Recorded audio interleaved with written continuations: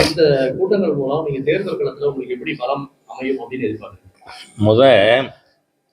24 பாராளுமன்ற தேர்தல் பொழுது கோயம்புத்தூர், தென் சென்னை, மயிலாடுதுறை ஆகிய இடங்கள்லாம் பல ஒவ்வொரு பூத்துலேயும் நூற்றுக்கணக்கான வாக்காளர்கள் விடுபட்டு போயிருக்கு. அதுலேயும் எந்த மாதிரி இப்போ இங்கே பிஜேபியினுடைய ஸ்ட்ராங் ஹோல்டு, அங்கே பிஜேபிக்கு அதிகமாக ஓட்டு விழுனா அது முழுக்க எடுத்துடுறது எலக்ட்ரல்லேருந்து. ஆக ஃபஸ்ட்டு ஜனநாயக கடமை, அரசியல் சட்டமே சொல்லுது, எலெக்ஷன் கமிஷன் ஒரு ஓட்டரை கூட விடக்கூடாது, they have to be enrolled as ஓட்டர்ஸ்னு.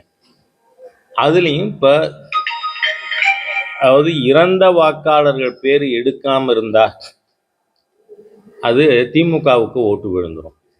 ஏன்னா செத்தவனெல்லாம் இப்போ ஓட்டு போடுற கட்சி அது ஒன்று இருக்குது. அதை தடுக்கணும். அதுக்கு இந்த நம்ம மாநாடுகள் உதவும். ரெண்டாவது, எந்த வாக்காளரும் விடாமல் இருக்கணும். ஏன்னா போன தடவை எஸ்பெஷலி யாரெல்லாம் கொஞ்சம் ப்ரோ பிஜேபி செக்ஷன், அந்த வீதி, அந்த ஏரியா அந்த மாதிரி இருக்குன்னா அதெல்லாம் எடுத்திருந்தாங்க. அதனால இப்போ அது எடுக்காமல் பார்த்துக்கிறதும் தேர்தலில் கட்சிக்கு உதவும். ரெண்டாவது, இந்த டிராஃப்ட் ரோல் வெளியிட்ட பிறகு அந்த ஒரு கட்சிக்கும் 2 காப்பி அரசாங்கமே கொடுக்கணும். அதை எடுத்துக்கொண்டு நாம் வீடு வீடாக போகும்பொழுது ஒன்று வாக்காளர்கள் நேரடியாக சந்திக்கின்ற வாய்ப்பு கிடைக்குது. ரெண்டாவது, மக்கள் தங்களுடைய பிரச்சனைகளை குறித்து நம்மள்கிட்ட சொல்கிறதுக்கும் நம்ம அந்த சந்திப்பு உறுதுணையாக இருக்கும். இந்த விதத்தில் கட்சியின் வளர்ச்சிக்கும் இந்த மாநாடுகள் உறுதுணையாக இருக்கும். பாஜக கூட்டணியில் இப்போ அதிமுக பிளவுபட்டிருக்கிறதெல்லாம் சேர்க்கிறது அந்த பிரச்சனைகள் போயிட்டு இங்கே ஒரு விஷயம் நான் ஏற்கனவே சொல்லியிருக்கேன், நாமக்கல் நண்பர்களுக்கு சொல்ல விரும்புகிறேன். உங்களுக்கு கர்நாடகாவில் எங்கள் எக்ஸ்பீரியன்ஸ்லேயே 81 நினைக்கிறேன் எந்த கட்சிக்கும் பெரும்பான்மை கிடைக்கல.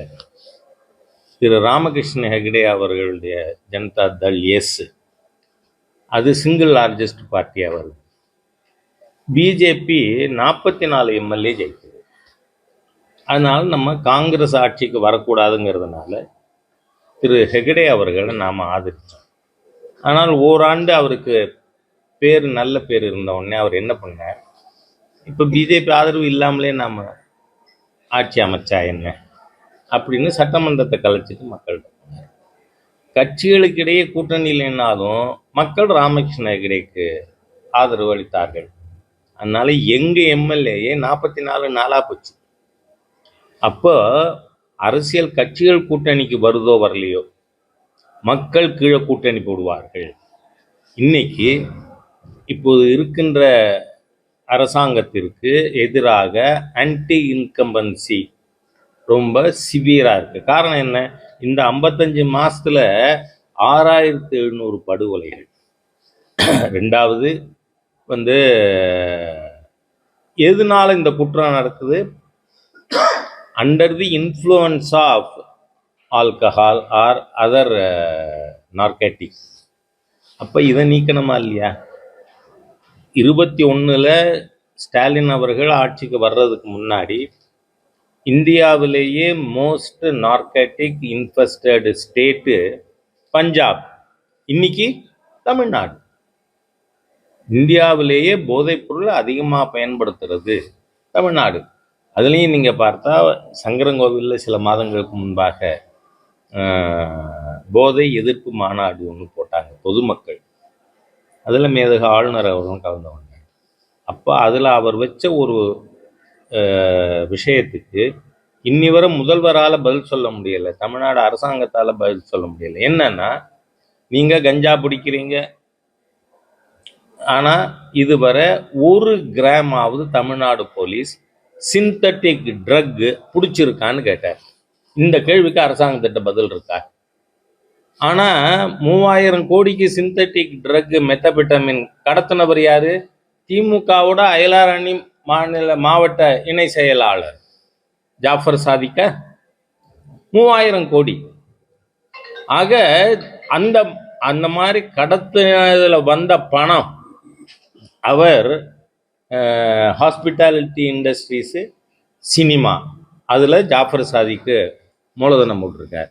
அதில் மங்கைங்கிற படம் ப்ரொடியூஸ் பண்ணியிருக்கார் 50 கோடி செலவில். அது யாரோட?